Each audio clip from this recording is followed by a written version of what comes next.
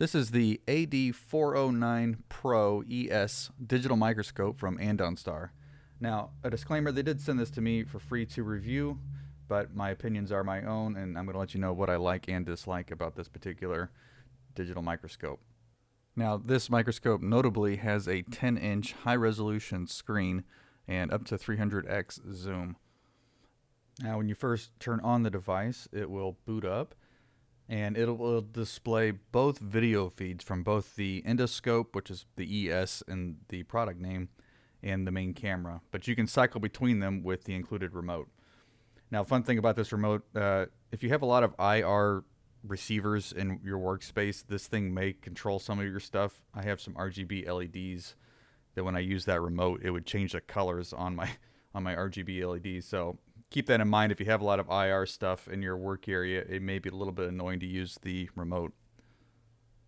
Now, the Pro ES version of this microscope has a bigger stand and a taller overall height, and obviously it also has the endoscope, which is the ES in the product name.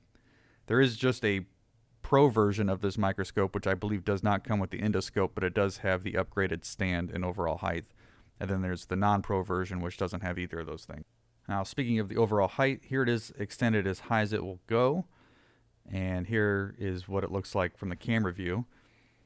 And here it is at its lowest point, and also what the camera view looks like. And this is a view with the camera physically lowered down. You can also use the digital zoom to zoom in 3x times more.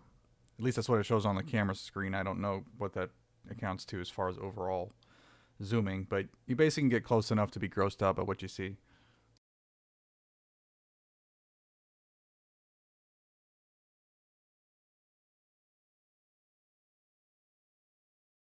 The stand also has a couple different points of articulation, so you can extend it farther out, you can do fine adjustments up and down, and then obviously you can slide the whole thing up and down as well. The stand also has two LEDs that you can adjust the brightness on with the remote that's attached to the device. These LEDs don't have a great range of motion as far as how you can move them around, but it works pretty well to light up what you're looking at regardless. Now, speaking of the actual built-in LCD screen, it's actually really nice and quite bright. You should be able to see what you're looking at quite easily with it. This is video recorded to the SD card directly, and the overall quality I'm actually pretty impressed with. Now, on the back of the screen, we have the plug where the endoscope plugs in.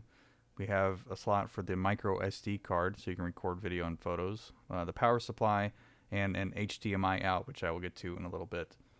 It's actually kind of nice that this stuff is on top and not on the bottom side of the screen. It makes it a lot easier to see what you're trying to get at.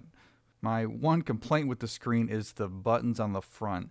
The embossed lettering is really hard to see if you don't have good lighting wherever you're working at, and so I would always have to like grab a flashlight to look at the actual letters. They don't need to be backlit, but it'd be nice if they were at least like painted in so you could easily see what the markings are. This is the endoscope, which is essentially a camera on a stick that you can take out of its holder to inspect things that maybe don't fit underneath the main camera. It has a bright LED that you can adjust the brightness on, so if you're trying to see something in a cramped space where you need to light it up, you can do that. Now, on the subject of the endoscope, I really think there's only a couple of use cases where it'd be more useful than the default camera. The picture quality is not nearly as good as the default camera. However, I think if there's situations in which you need to inspect something that can't physically fit underneath the main microscope, then it may be useful for some people. Like, for instance, if you want to inspect something inside of a PC case and you don't want to bother taking the whole motherboard out, it may be useful for that. Or if you want to do trench runs with your PCBs, it's great for that as well. Or on a more serious note, if you're trying to read text on something that's vertical that you can't see with the main microscope, then the endoscope is probably good for that. But again, I think the endoscope is kind of limited in its use cases. The endoscope does come with some attachments, which, to be perfectly frank, I don't really see the point of any of them, other than maybe the angled mirror. All they really do is just obstruct the view more.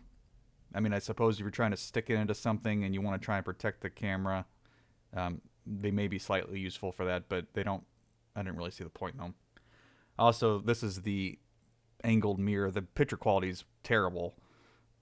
But if you're in a pinch and you're trying to see something that's behind something or whatever, then it may be useful. But yeah, again, I don't really see the point in these attachments.